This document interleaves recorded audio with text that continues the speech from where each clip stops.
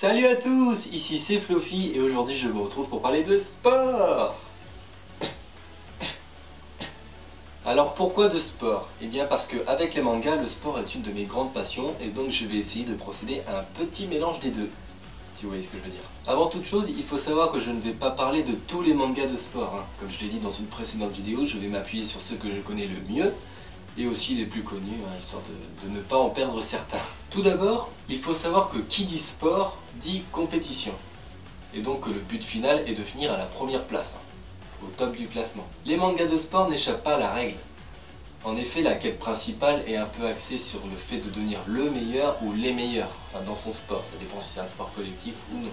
Ensuite, on retrouve une phase d'apprentissage en quelque sorte, qui va aider le lecteur ou le spectateur à comprendre les règles et certains aspects du sport en question. Bon, évidemment, il y a quelques exceptions. On s'aperçoit aussi que dans ce genre de manga, le sport est au cœur même de la vie des protagonistes. Voilà, il y a limite plus de place pour les études, le travail ou quoi que ce soit d'autre, hein, même pour d'autres loisirs quelconques. Voilà, pour eux le sport c'est la vie. Et ça c'est bien. On va donc commencer avec un des plus célèbres, à savoir Captain Tsubasa, ou Olive et Tom si vous préférez. Olive et Tom, ils sont toujours en forme. Tom, Olivier, sont super entraînés. Tom, Olivier, ils sont venus pour gagner. Bon, outre le fait que le terrain soit complètement hors norme, hein, c'est pour moi un des mangas les plus réalistes. Car pour moi, on retrouve dans ce manga un aspect qu'on retrouve dans le foot actuel, à savoir qu'un match n'est jamais joué d'avance. Je m'explique. Ici, chaque équipe adverse a sa personnalité, ou une âme si vous préférez. Voilà. Et donc, on n'est jamais à l'abri d'un seul but. Et c'est là que l'on retrouve le vrai côté du football, car on sait que c'est très difficile de marquer un but, hein. Bon, c'est vrai qu'on retrouve des fois des scores de 10-0, hein, enfin dans le manga, en vrai aussi d'ailleurs. Et que donc si jamais on se prend un but, ça risque de faire un peu durer l'action. On retrouve également le côté réaliste dans le style de jeu. Bon, mis à part Mark Landers qui explose le ballon contre un poteau, on est donc capable de s'identifier à un personnage ou à un autre, contrairement à Inazuma Eleven où on retrouve des tirs les plus loufoques les uns que les autres. Enfin voilà quoi. Je vais maintenant parler d'un autre sport de ballon, mais avec les mains, à savoir Kuroko's Basket. Ici aussi je trouve que le manga est plutôt réaliste, que ce soit sur l'endurance des joueurs, hein. Bon, même si quand ils transpirent c'est les chutes du Niagara, mais ça c'est qu'un détail, ou que ce soit en fonction des capacités de chacun. De plus, contrairement à ce que je disais tout à l'heure, on ne retrouve pas cette phase d'apprentissage. Car ici, chacun des joueurs possède son petit vécu dans le milieu.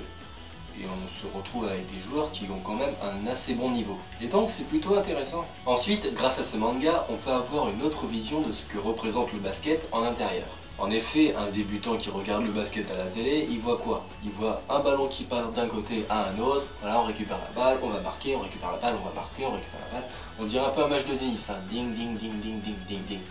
Voilà. Tandis que dans ce manga, on retrouve plus le côté technico-tactique du jeu. À savoir qu'il y a vraiment quelques notions qui sont dures à repérer dans la réalité, que ce soit une passe, un tir, un shoot. Et donc on oublie presque le côté rapide du jeu. Ça nous permet également de voir qu'il y a une stratégie basée sur les capacités de chacun, qu'il y a vraiment quelque chose de réfléchi dans le jeu.